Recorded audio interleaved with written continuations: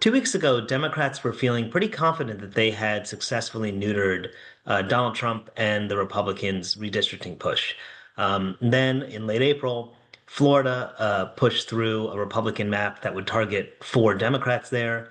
The very same day, the Supreme Court hollowed out a provision of the Voting Rights Act, which essentially opened the door for a number of Republican states to dismantle majority black districts that have historically been represented by Democrats.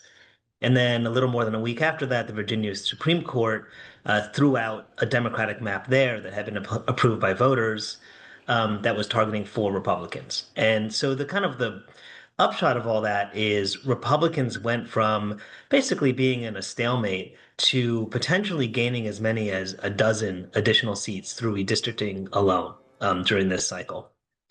And while that's obviously pretty bad for Democrats, most analysts believe that Democrats remain favored to win the House in November.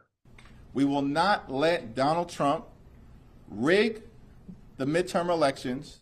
And the reason for that mostly is the political environment for Republicans is just incredibly toxic right now. Donald Trump is far underwater in terms of his approval ratings.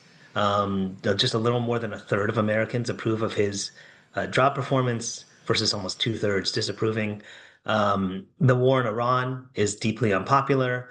It's driving up inflation. It's driving up energy prices. Voters are incredibly frustrated with the cost of living.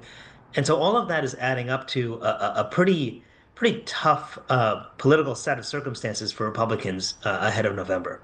Now, obviously, it's only May. There's 6 months left until the November elections, and a lot can happen. We certainly know in the Trump era that things in politics can shift very quickly. So, we don't know what's going to happen with the war in Iran. We don't know if gas prices will drop down. We don't know what other kind of political crises might arise between now and then.